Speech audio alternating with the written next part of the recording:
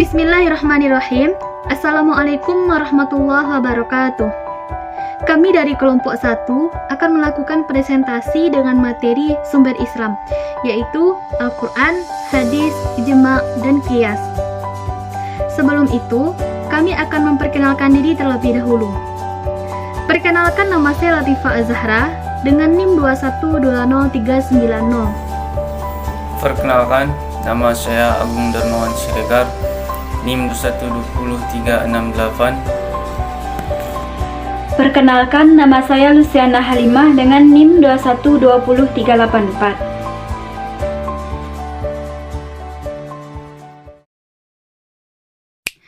Baiklah, saya akan menyampaikan materi pertama, yaitu pengertian wahyu Al-Quran.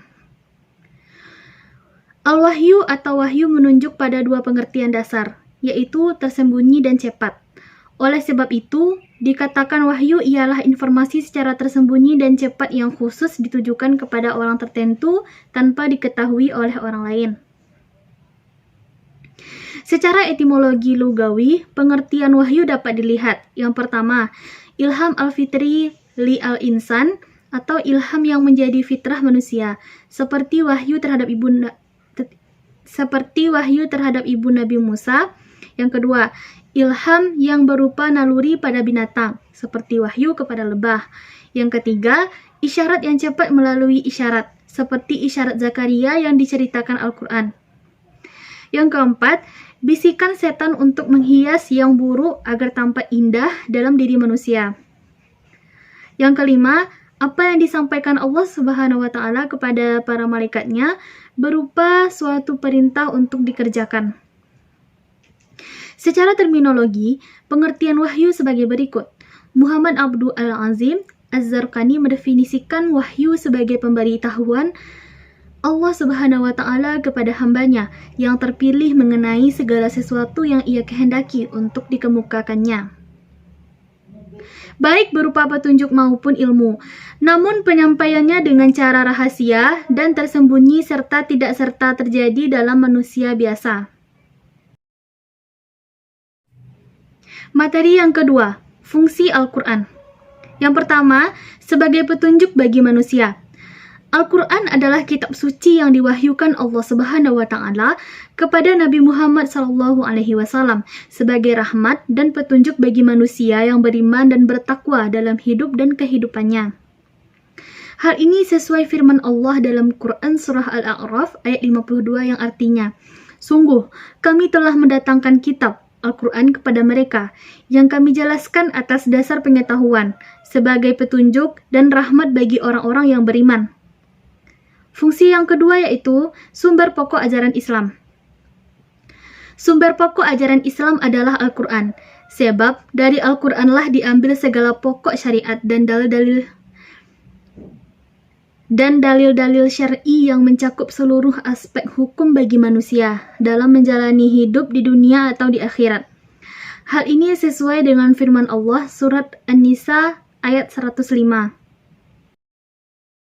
yang artinya, "Sungguh, kami telah menurunkan kitab Al-Quran kepadamu Muhammad membawa kebenaran, agar engkau mengadili antara manusia dengan apa yang telah diajarkan Allah kepadamu, dan janganlah engkau menjadi penentang atau orang yang tidak bersalah karena membela orang yang berkhianat." Fungsi Al-Quran ketiga sebagai pengajaran bagi manusia. Al-Quran adalah pengajaran bagi manusia, karena itu manusia mengetahui jalan yang hak dan batil, antara yang benar dan yang sesat dan lainnya. Hal ini tercantum dalam Quran Surah Yunus ayat 57, yang artinya, "Wahai manusia, sungguh telah datang kepadamu pelajaran Al-Quran dari Tuhanmu, penyembuh bagi penyakit yang ada dalam dada dan petunjuk serta rahmat bagi orang yang beriman." Baiklah, hanya itu materi yang dapat saya sampaikan. Materi selanjutnya akan disampaikan oleh Saudara Agung Darmawan Siregar.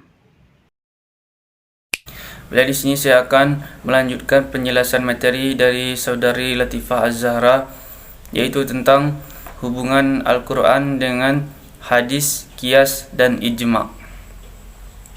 Sebelum kita akan bahas tentang hubungan Al-Quran tersebut, sini saya akan menyinggung sedikit tentang definisi Al-Quran, hadis, qiyas dan ijma'. Al-Quran adalah wahyu Allah diturunkan melalui Nabi Muhammad SAW, dan Al-Quran ialah kitab suci yang menjadi pedoman serta petunjuk kebenaran bagi umat yang beragama Islam. Kemudian hadis, perkataan, perbuatan, perilaku, ketetapan dan persetujuan dari baginda Nabi Muhammad SAW yang dijadikan landasan syariat setelah Al-Quran. Kemudian qiyas ialah pelurusan dari hukum yang sudah ada. Qiyas sendiri menyamakan suatu peristiwa yang tidak ada hukumnya dalam nas.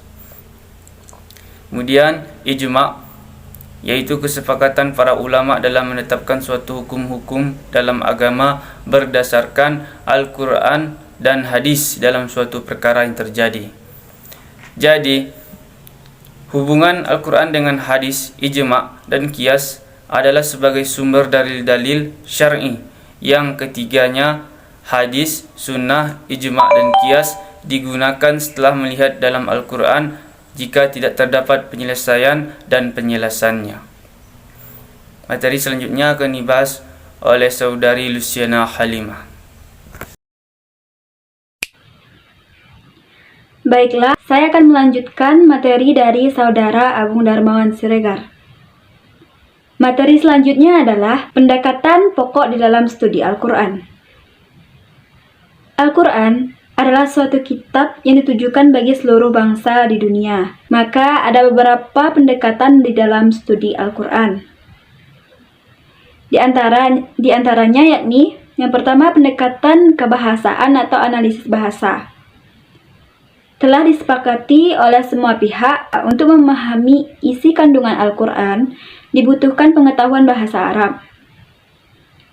Dengan kata lain, bahwa seorang yang ingin meneliti tentang ilmu-ilmu Al-Quran harus mengetahui betul tentang kaidah-kaidah bahasa Arab atau bahasa Al-Quran itu sendiri.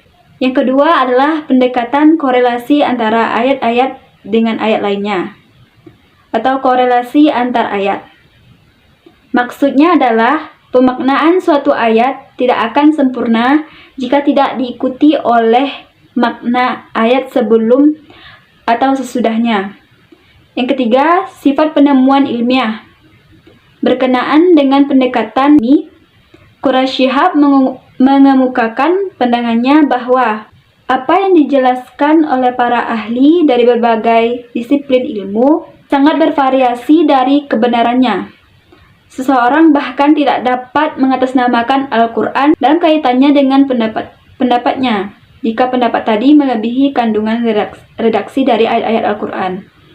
Yang keempat, studi humanitik sebagai cara pendekatan baru.